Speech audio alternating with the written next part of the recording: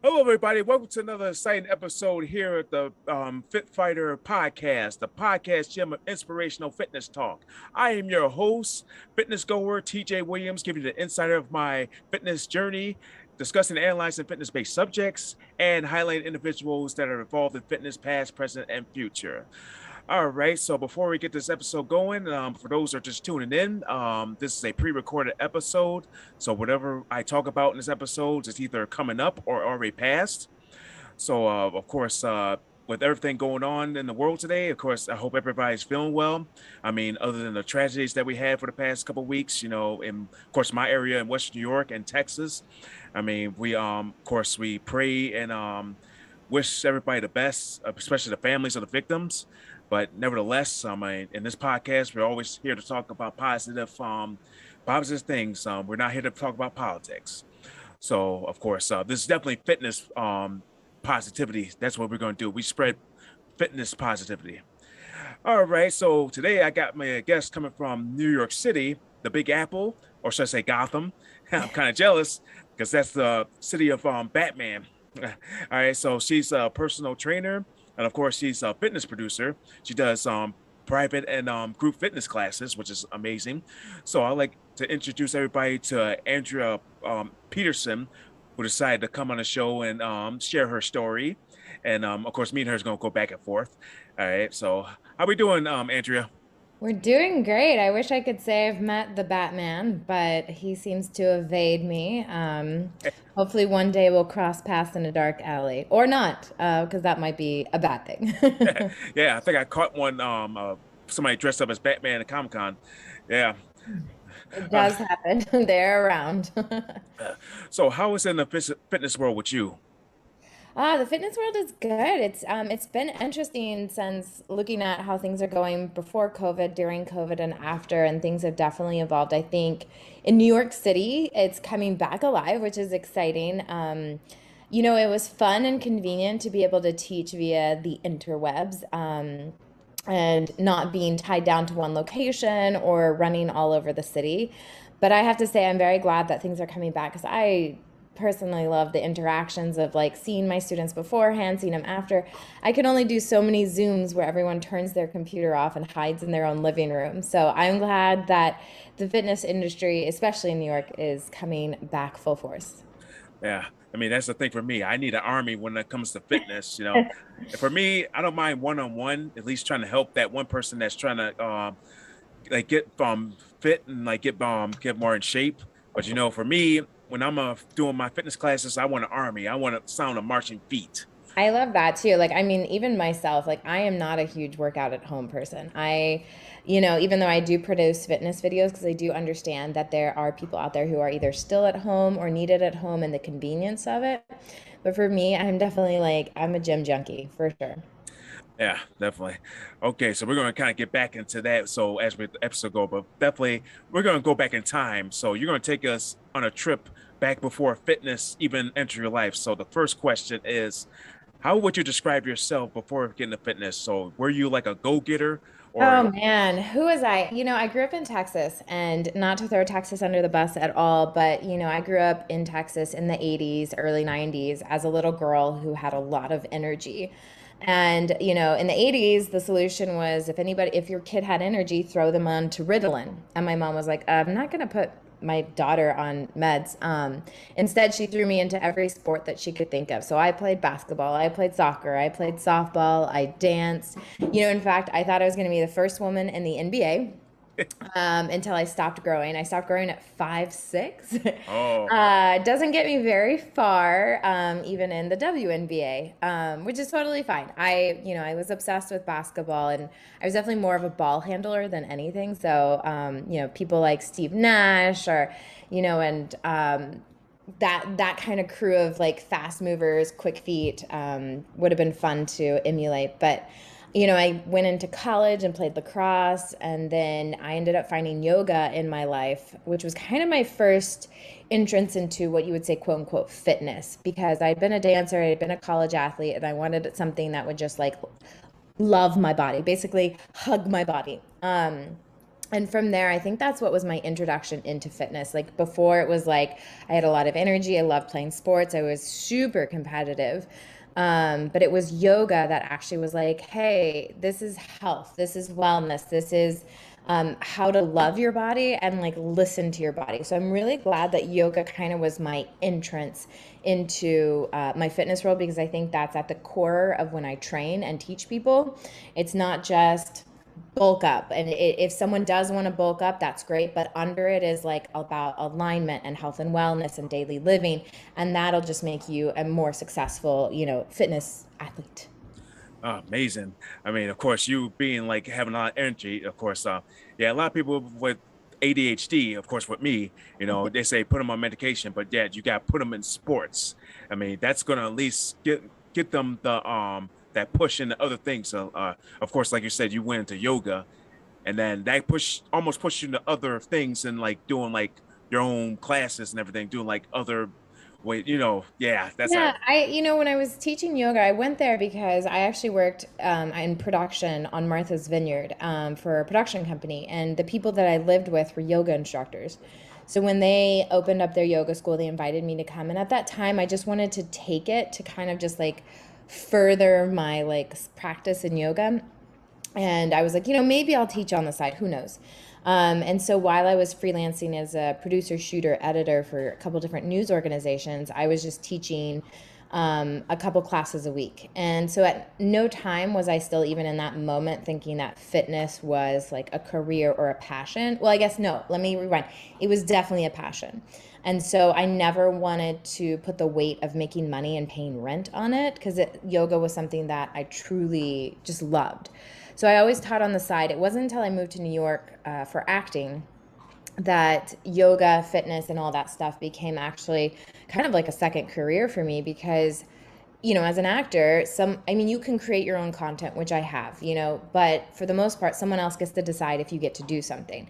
And so for me, yoga was like, I got to decide if I do it. I got to decide if I taught, obviously the gym had to hire me.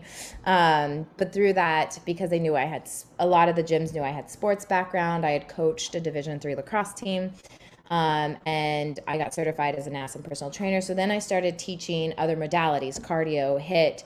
I had done a boxing film years ago that I had to train for, and because of that, then I started getting into teaching boxing.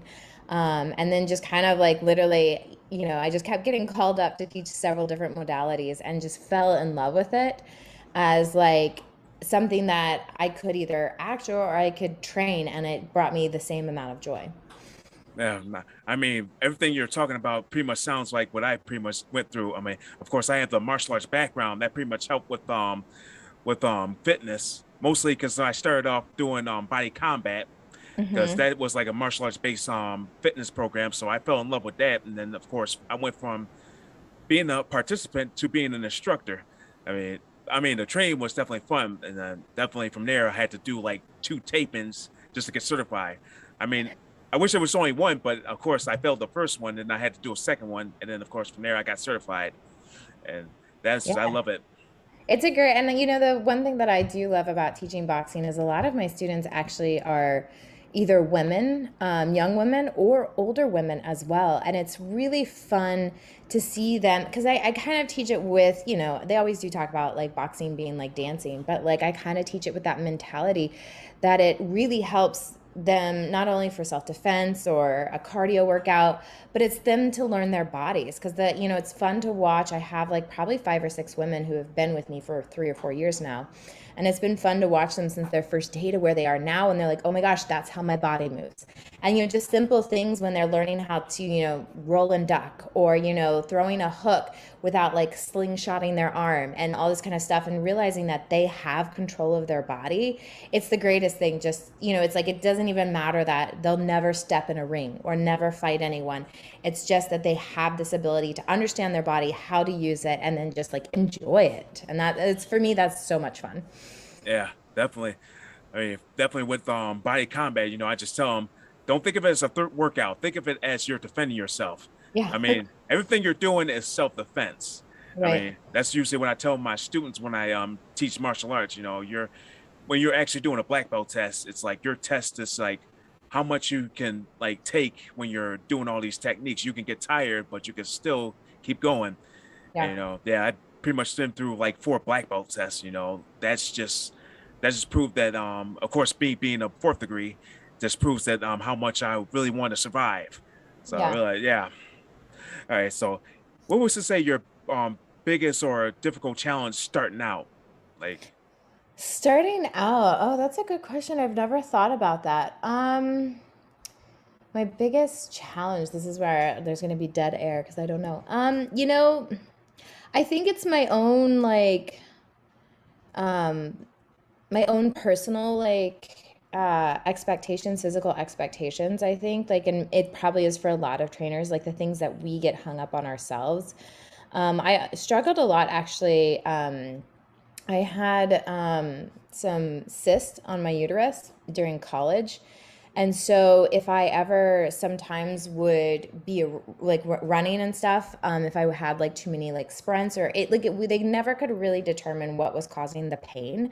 So it really was hard for me in college doing that because I was always nervous if I was going to get these like abdominal cramps that would just feel like someone had taken like this is a lot of like descriptors but taken a fork to my abdomen and was ooh, trying to pull it out, okay. and it wasn't consistent. And so I think that was my biggest challenge is because I loved running and I loved sports, and by the end of my college career I was really anxious to run. And so yoga, another reason why that was really good for me.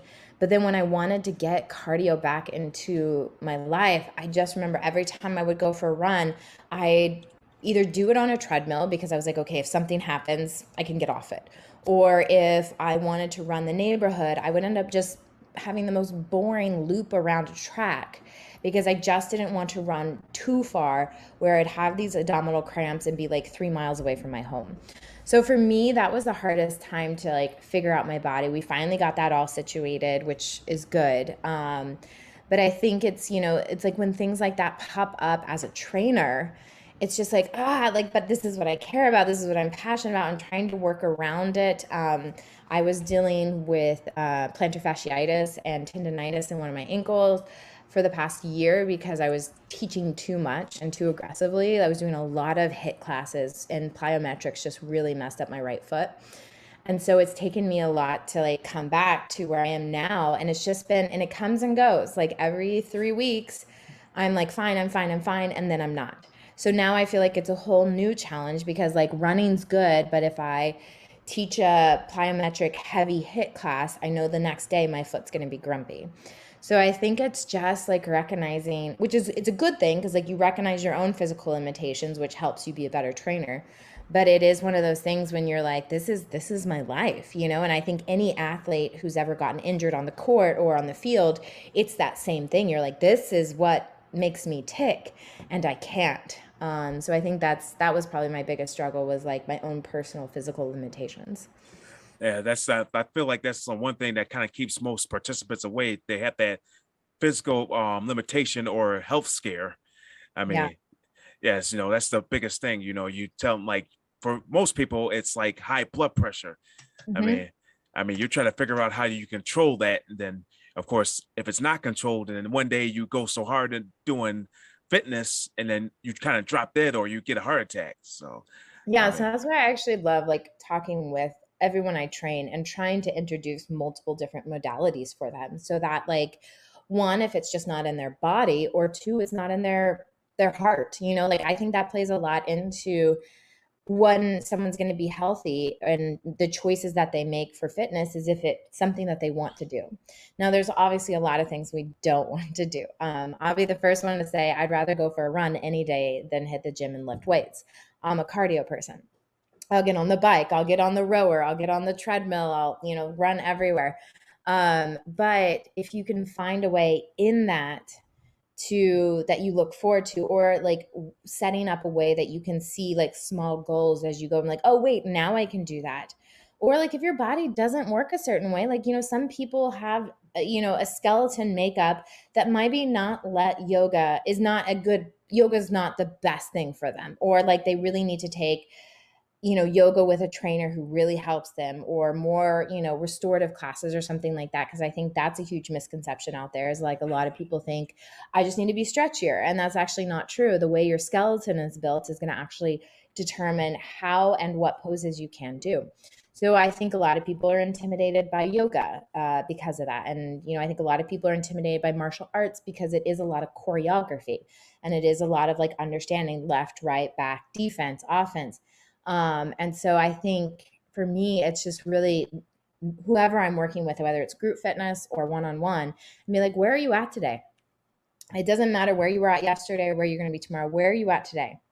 And touching base with that. And that just is super exciting for me when I get to see, a client or a class just really click in. Yeah, I guess that's how I usually start my class. I ask them like, or should I tell them, if you have any limitations or injuries you're recovering from, please consider the low impact or low intensity option. I mean, I want my participants to at least get through the class, like not have to like set aside and say like, I can't do this, I can't finish. So usually if you have that limitation or injury you're recovering from, I mean, it's always best for instructors to show them their options of like doing the exercise, for Yeah, and I think also like it's sometimes, I think even just saying modification, like I think it has a negative connotation to it. And, it's funny, I taught a yoga class this past week about the fact that let's try to like change the perception we have of something. Oftentimes, like you do something and you're like, I can't do that. And if we were to just flip the mindset of, I can do this today, versus I can't do this. And really working on that in any of the modalities that we do, I think is really helpful, because people focus too much on the lack of something versus focusing on what they can do and building on top of that. Because then it becomes positive, and then they can look to tomorrow and, be optimistic and excited about what can happen, versus if they're constantly going, I can't do this, I can't do this, I can't do this. And chances are sometimes you just can't. Like it's not in your body, in your age, it's not in your whatever it is. So I work really hard with all my students, just to always encourage them. It's like, well, what can you do?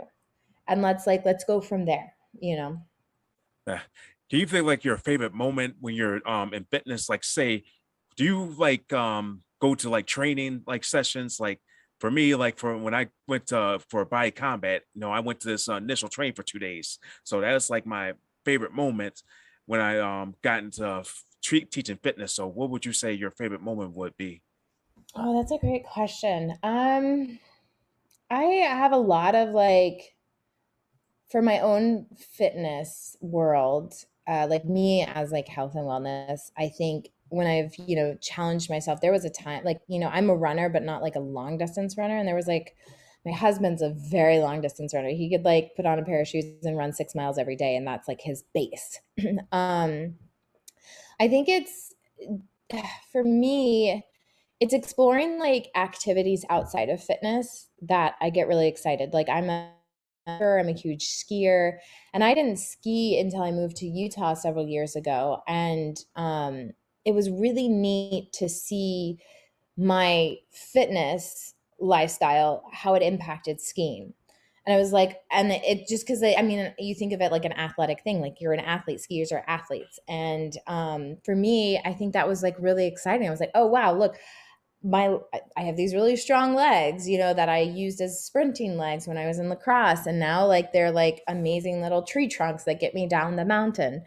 So I think that was really cool to find a new adventure, a new sport, a new fitness thing that I'd never done, but did it late in life, but was able to apply the balance of yoga, the strength of like running and all that kind of stuff, and be like, wow, look what my body can do. And that's just like really exciting. Yeah. So, I mean, for me, I mean, distance running now, like the most miles I've ever run was 10 miles. So, I mean, I'm looking to try to do the half marathon since I Amazing. can. Yeah. So, I mean, I'm not sure if I'm going to finish or even finish at the time that I actually did 10 miles, but, I'm willing to try anything. I already did like a couple of 5Ks. So, I Yeah, mean, it's just yeah. it's fun to like push yourself, and like, it's great to like give yourself like goals and be like, hey, I want to try it in this amount of time or this speed or whatever. For me, sometimes it's just like I want to do. and then like see what happens. I was in Guatemala for a shoot, and I had a day off, and I was like, okay, I could be lazy, but there's like tons of volcanoes there. So I did a full day hike up this volcano, Acatenango, and it's basically like 6 hours straight up. And I just remember being like, you literally, you get to the base of this volcano and you just start going up. And, like there were several times that I like wanted to stop and like quit. But at the same time, it was just like I said, like I'm a huge hiker and just like using the fitness that I had. And it was really cool. You get to the top and you're like, hot damn, I just did that, like that, holy crap, and like I look back at that so many times. And like if I had needed, and I'm a person who's like huge, like if you need to stop, stop. I'm not getting a blue ribbon for like passing out at the top of the Yeah. volcano. But it's, it's stuff like that where it's like, what, like going somewhere and being like, what can I do? I was just in Mexico over Christmas and I've never kayaked before. And we went and kayaked in the bay, and I developed a little tennis elbow from it. So that was a little, just I overworked my arm, but I was like, why not? Like I kind of have this mentality of why not? Yeah. Like, and I'll go until it's like unsafe and be smart. But I think there's a part of me that it's not pushing my body to its limits, but it's understanding that's who I am. Like we are made of a body, and kind of just taking advantage of that just really excites me. Amazing. I mean, probably all this traveling you've been doing, it's like really have pretty much boost your credibility because yeah, there's always It a lot. just means I get on a plane a lot. Yeah, I mean, there's so many challenges out in the world. I mean, you just for me, I mean, I want to try to go for the Rocky Steps. I mean, Okay, nice. yeah, Really, yep. yeah. I Good. mean, uh, awesome. So, what would you say your ultimate goal would be? Oh, my ultimate goal. I don't have an ultimate goal. It's just to, and this sounds so hippy dippy, I know. But I've always truly lived with just waking up in the morning and finding joy. And there are obvious things that like we need to do in life to pay the bills, to like make sure we have food on the table, a roof over our head, like all that kind of stuff. But I also like will adjust that to finding the joy that I have, so I'm totally fine with like having less money if the things that I do I'm passionate about. And I'm definitely more of an active person. I could be very passive. Like the production job that I have right now as a fitness producer, it's a great job. It's fun. I have good people in my, my coworkers are great. And I technically don't have to physically do anything. Like I'm just producing. And I don't need to train to like pay the bills or anything like that. But I'm so passionate about it still that it's basically like having two careers. I'm still a producer and I'm still a trainer. And my Saturday mornings, I teach a boxing class and a yoga class that I've been teaching probably for 3 years now. And I could take a Saturday morning and sleep in. I could wake up, go directly to the beach in the summer, but I actually really look forward to my Saturday mornings. Like it brings me a lot of joy, and which makes it really hard when it comes to like weekends. And I'm like, I don't want to travel on the weekend because I have these two classes.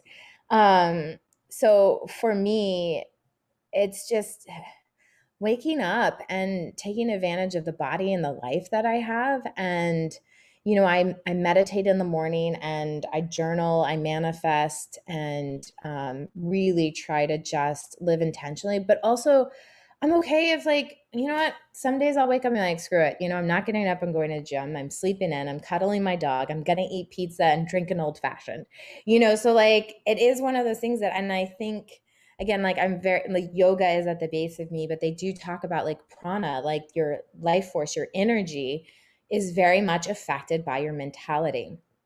And so like if we're constantly telling ourselves no's and we can'ts and don'ts and all this kind of stuff, it's energetically going to start to physically affect your body and like tear you down. And so being smart, but also, like we only have one life, and I want to go to bed smiling. Yeah, amazing. I mean that's like pretty much your reward. I mean, your guilty Yeah. pleasure. I mean, you do all this work. I mean, you keep yourself occupied. I mean, for me, like sometimes I don't feel like traveling. I go to travel to wrestling promotions, of course, when I'm booked to a wrestling show. So it's like sometimes I say I don't want to go traveling. If I have to travel 30 minutes, at least that gives me time to rest. But if I got to go 4 hours or 6 hours to a wrestling show, it's like, well, at least I don't drive. That's just right up to with people on the same show. It's just like really, it's just that, like you said, it's like, should I wake up and just do what I want to do or just go back to sleep? Yeah. And sometimes it's okay to go back to sleep. I have done that plenty of times. I have had a 6 a.m. yoga class booked on Mind Body.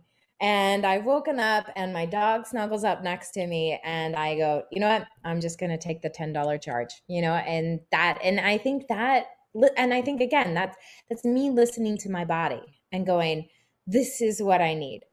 If you do that every day, then you might need to like have a better like translation of what your body's telling you. But I think it is important. I'm totally fine with rest days. Often my rest days are active rest days for sure. Like it's different than, people who just lay around. But I think that's just because that's who I am as a human. Like even if I don't work out for the day, I'll take my dog for a long walk or something. Like it just for me, I feel good when the blood is moving and I'm like feeling like all the adrenaline and endorphins like working their way through my body. And so like to me, that's like I'm an active rest day kind of girl. Yeah, amazing. Hey, so who would you say you look up to while you're on your journey? Who would I look up to? Oh man, we always ask these questions. It's funny, my husband teases me. I hate these questions. Like, who's your favorite person and who do you look up to? Because I never have a good answer for it. And it's oh man, I don't know. I hate, one day I'll have one. One day I'll have one person. I'm trying to think, is there someone, I do follow there are a couple of fitness gurus that I do follow. Emilio Caesar, he's a beach body guy. And I'm a big fan of him because I feel like the way I like to teach very much emulates the way he teaches. He does a lot of great, his classes are just really smart. It's it is just like another beach body workout where they're doing strength and tone and some cardio and stuff, and he builds these great programs. They're usually like 6 week, 7 week long programs, and it's just the way they target the body, the combos that they build, the progressions and regressions that they have that he makes available are awesome. And I think he's just got a fun personality too as well. So um don't tell him, but sometimes like I'll go and check out his videos and take some of his combos and throw them into my classes because I'm like, oh, that's so cool. I like that. That's smart. So he's a guy that I definitely follow a lot. Um I'm trying to think. Yeah, other than he's the only like name that I can say that I look up to. It's funny. Okay, he's not like a he's not a fitness guru, but Rajon Rondo. He was a basketball player, and I kind of was always obsessed with just the way he played. He's very similar to how I like to play when I played, very much a ball handler, very quick on his feet. He can definitely see the court very well. Like you watch him watch the court. But the joy that I would see when he'd play basketball, like it just like watching him made me happy and he seemed happy. And um, I think that he was so playful. So I was really big when he was on the Celtics and we would go to a lot of his games. And I had this Rajon Rondo bobblehead. And I feel so bad. But the year they were playing the Lakers, I don't remember which game it was, game 5 or game 6. He dislocated his arm. Oh. That was the same summer I dropped the bobblehead and the same arm popped off of it. And like any sports person, we're also superstitious. And for the longest time, I was like, oh my gosh, I like dislocated Rajon Rondo's arm for the game. Tragedy. But that being said, so he left the court and then when he came back on, I don't know, and I could be 100% wrong. Like we see things how we want to see things. But he couldn't use his arm and he's just dribbling one-handed, and just watching the players didn't back off. It must have been like game 5. I can't remember because it wasn't like, oh my gosh, we have to win this game. But there was like so much respect on the court for him. Like they were definitely like the Lakers were like definitely playing against him, but you could tell that it was like, let's not be dumb. Like he just freaking dislocated his arm.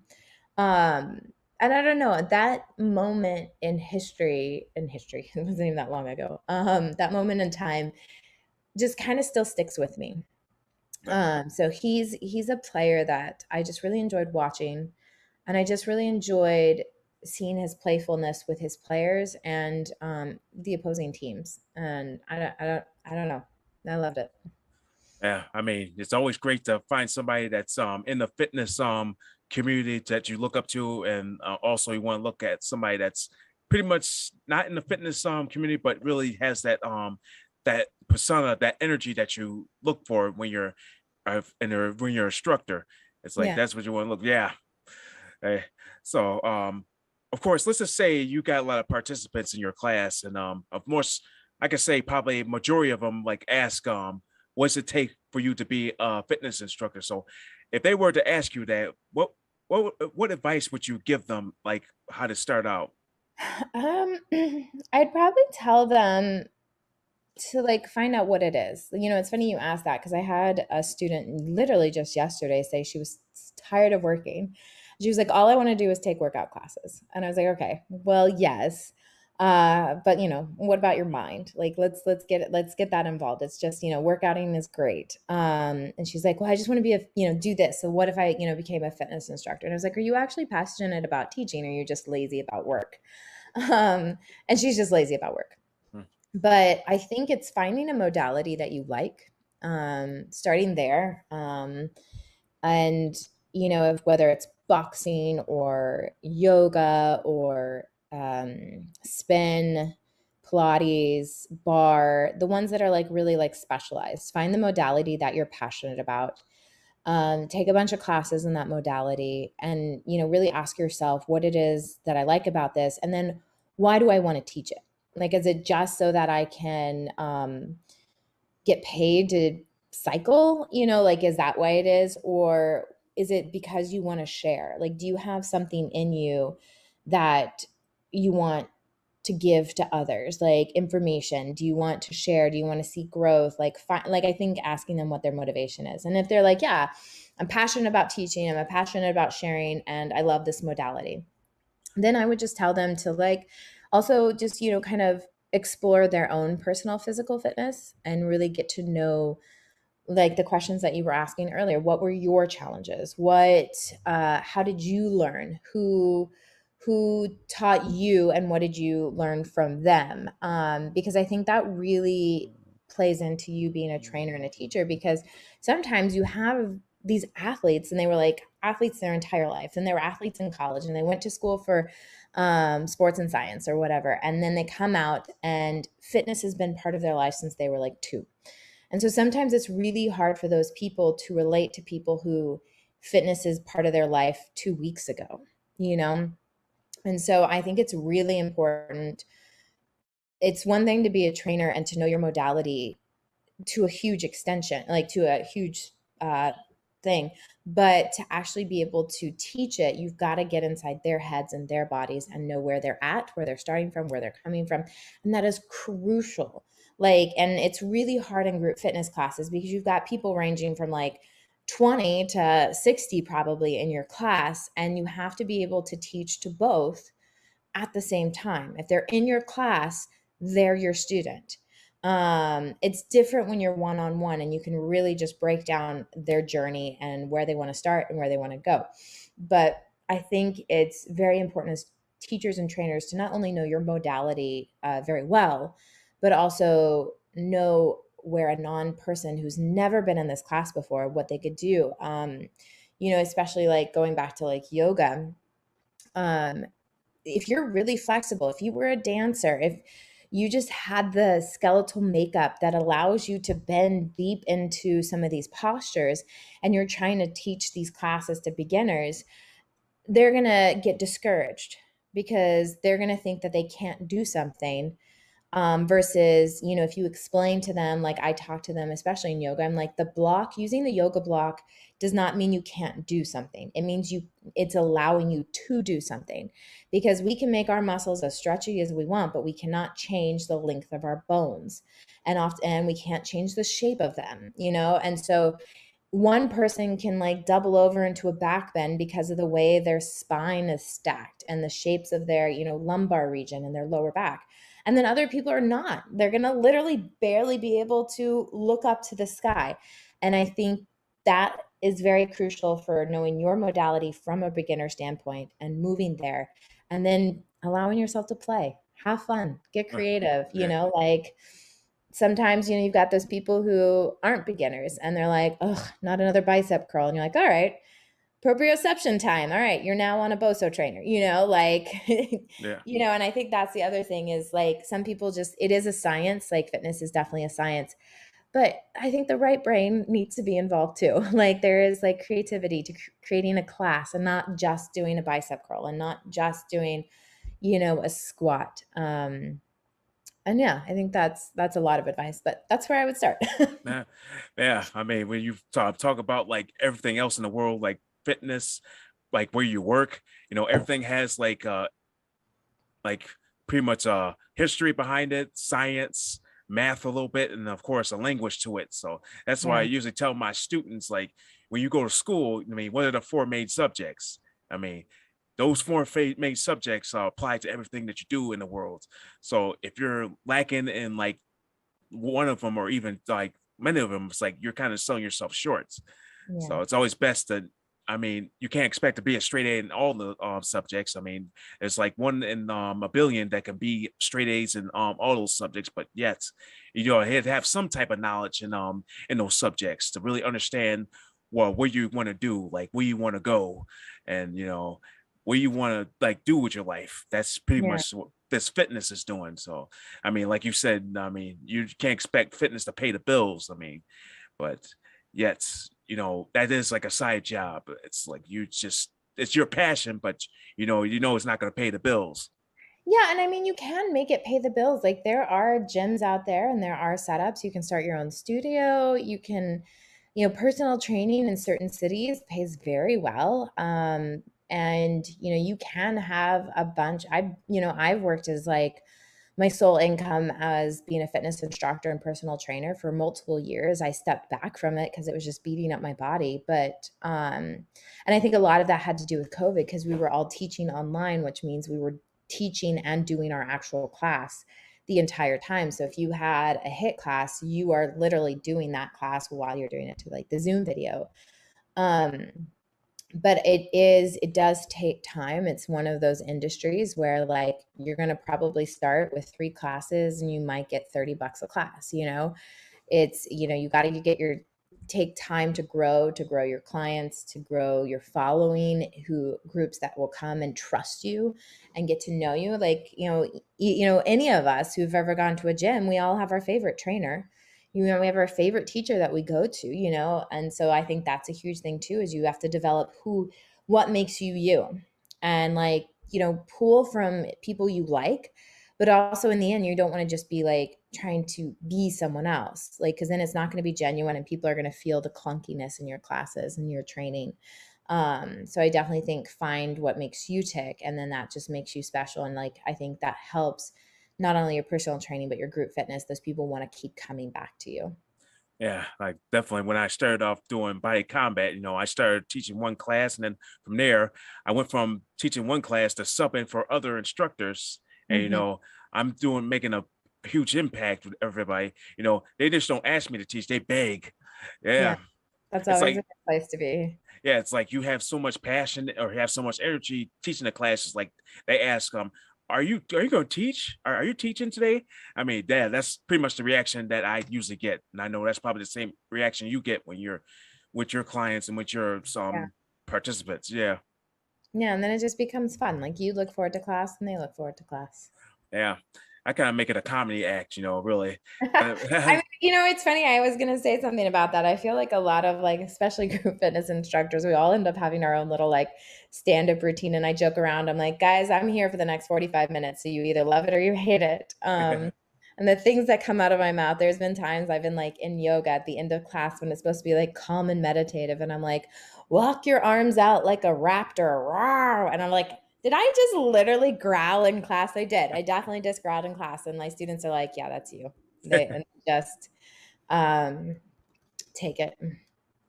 Well, that's the best thing about being an instructor. You have that gimmick that people love and they come back. Yeah. That's my just verbal throw up.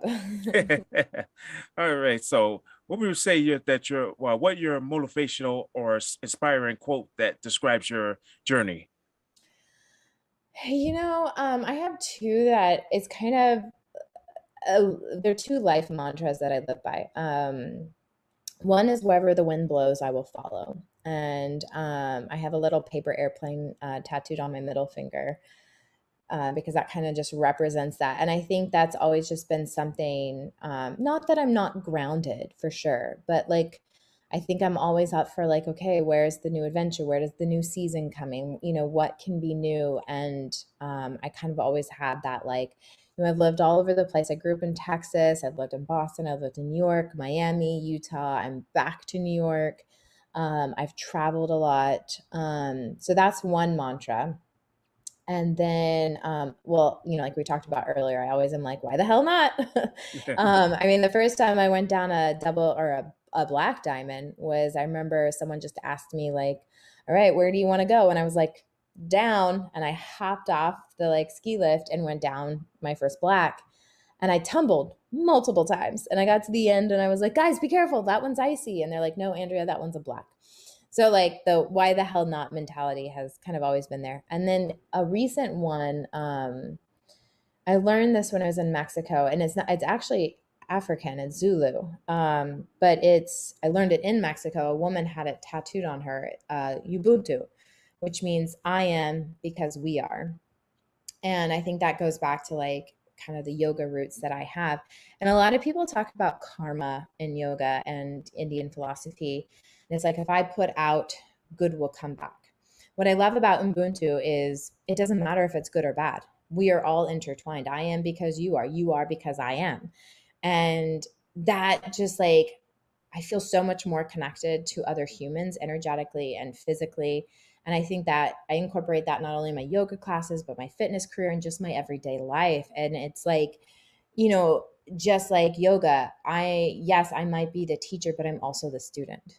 My students will always teach me. My who I train will always challenge me. Because like maybe I come into class and I'm, like my students are like killing it. And I'm just like, awesome. Now I need to like level it up.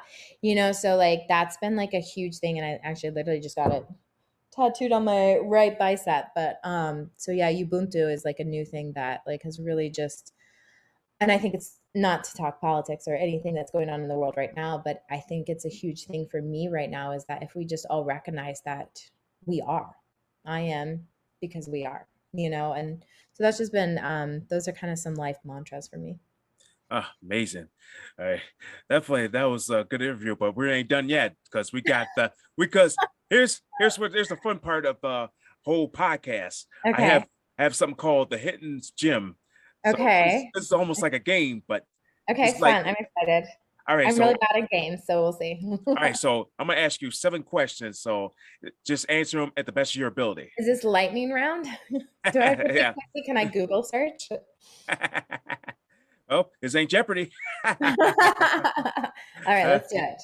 all right. The first question is the best advice you ever gotten and who said it?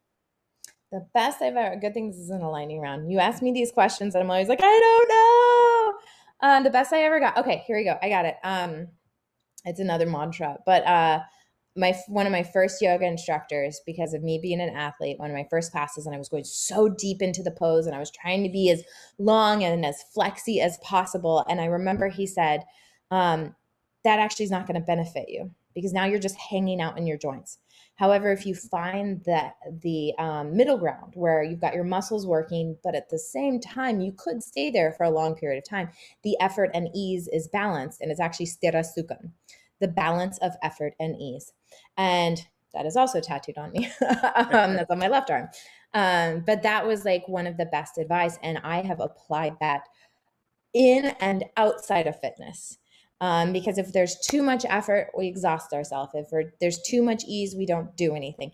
Finding the balance of effort and ease has been one of the biggest things in my life, for sure. All right. And here's one that usually people don't get, the worst advice you've ever gotten. The worst that, oh, just go heavier. I hate that. I hate that. Just get higher weights, get bigger numbers. Yeah, I don't know. Like, just don't, I'm not like, don't force it like that. You might not have the core to go heavier. Like, yeah, so that's the worst advice ever. Yeah. Just go heavier. Yeah. That's usually people say go heavier. I mean, you could do best with lightweight, You could do so much. Like, slow down, slow your pacing, grab a pause. Like, the first answer should not be like, I know hypertrophy, words are hard. I know bulking up is a thing. Um, but even then, you can't just go heavier, because I've seen guys try to like do like over the head presses, like shoulder presses.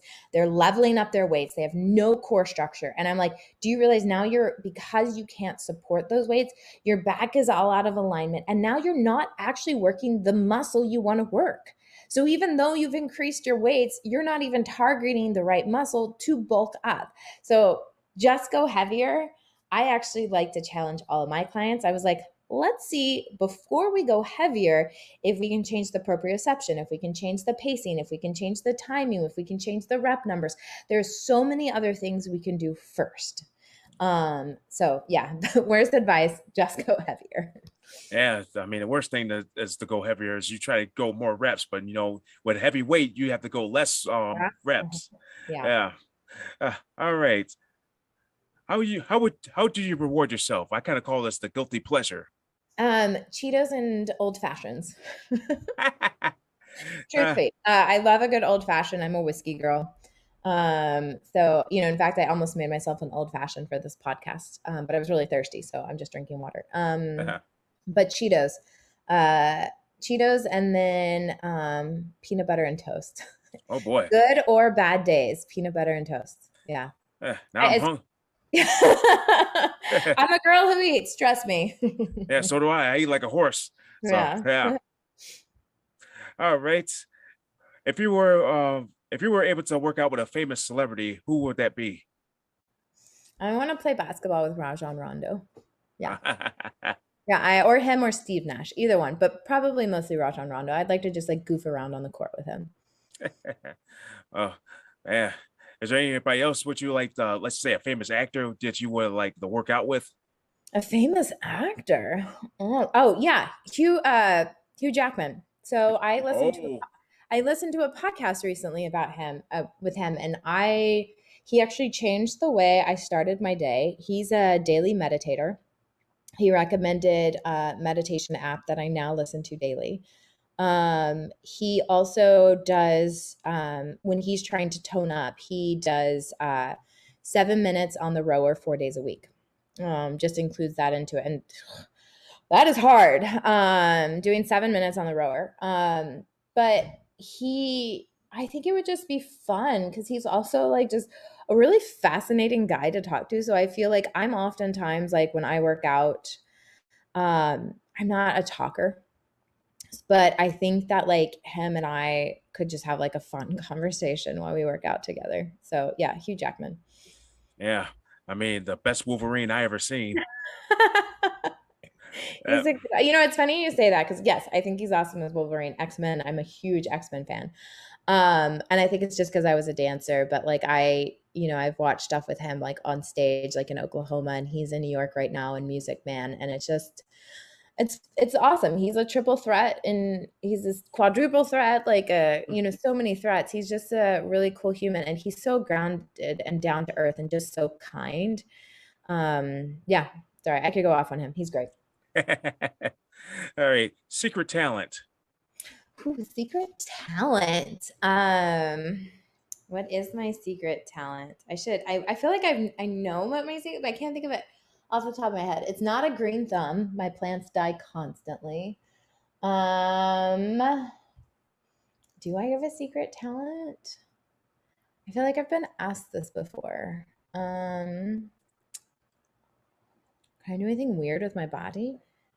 No. This is where you're gonna have to edit the podcast because of all this. Oh no, you know what? Okay, I do have a secret talent. I'm really good at tongue twisters. Like, okay, I guess and you want me to show. So, Betty bought her bought some butter, but she said this butter's bitter. If I put in my batter, it will make my batter bitter. So she bought a bit of butter better than a bit of butter, and she put in her batter, and her batter was not bitter. So 'twas better. Betty bought a bit of butter. So yeah. Ooh, fast That talk. yeah, I guess that's a secret talent. Yeah. Oh, here's a secret talent. Are you a fan of Star Wars?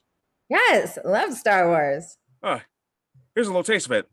I find your lack of faith disturbing. Ooh, nice. That's exciting. I haven't seen no when is ugh, I'm just brain farting now. My brain's dead. Uh, When is the next one coming out?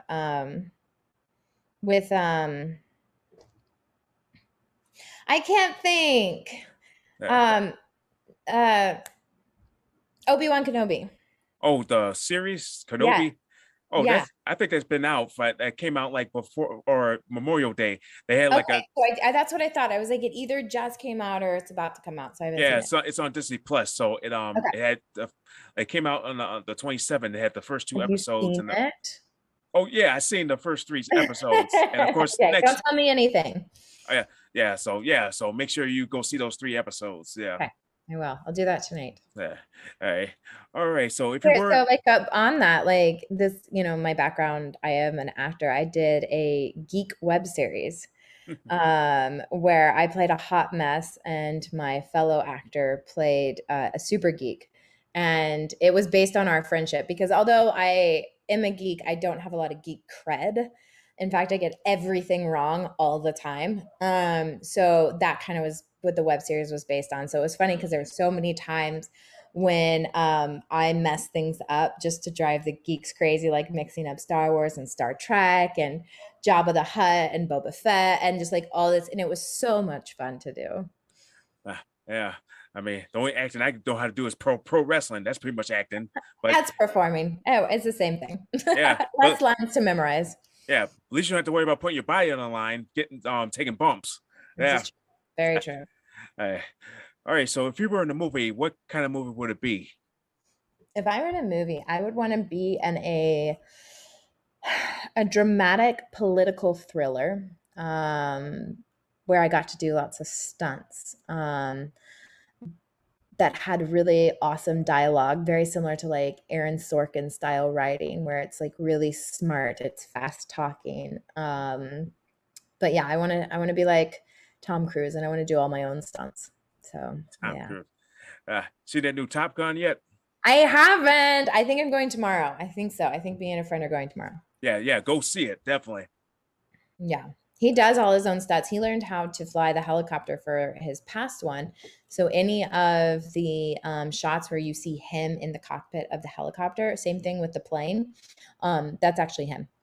Any of the wide shots where you see the helicopter and the plane doing stunts, that's not him. Uh, But any of the tight shots, that's actually him flying the flying. man, no need for him to get a plane ticket. Yeah. All right. So here's the final question. 10 years from now. 10 years from now, I hope I haven't broken anything in my body. Um, I've always dreamed of skiing in Europe. I've not gotten that chance to. My husband and I want to climb Machu Picchu. I think I'd really like to just kind of be doing what I'm doing now, but just at a higher level, like new types of classes, new students. It'd be fun to travel the world and be able to share that with people. I'd totally be like If there was some Anthony Bourdain-esque sort of like fitness show that I could do, I always joke around with some friends that I'm like, what if we go to like different countries and like instead of like eating what they eat, how do they stay in shape? Is it, like if there's no gym, is it that they're runners or is it that they're dancers or they have their own unique fitness regimen? I think that'd be really fun to like do a TV show like that, travel the world and just be like, how do you guys be healthy? And it doesn't even have to be like go to the gym. Like, how do you guys live your lives and take care of your bodies and your minds? And I think that'd be really fun. Amazing. All right. So before we kind of cut out this podcast, is there any last minute words you'd like to say to those listeners out there? I'd say just wake up, have fun, find something that brings you joy, and really dig into it. Yeah, more than coffee. Yeah, well, that's good too. Yeah, I I mean, like my morning coffee. yeah, I'm not a coffee person. I'm tea, green tea. There you go. Whatever makes you caffeinated, go for it. Hey, thank you very much for joining me on this episode, Andrea. So hopefully everything is going to go well for you in the future. And of course, I'm gonna keep up to date on Instagram, see what you're up to. All right. So Sam, thank you very much. All right, so I'm Thank gonna you. do. All right, so I'm gonna do this closing of this podcast. All right, everybody. So for those who are just tune into my previous episodes on the bicbpradio.com, Apple Podcasts, and Spotify. And I'll see you next time for another episode here at the Fit Fighter. All right, and for those who are just sitting on the couch, make sure you become active. No chips. Well, that depends if it's a California Highway Patrol. That's the chips I like. All right, everybody. I'm actually closing the gym here. So have a good day, everybody. Goodbye.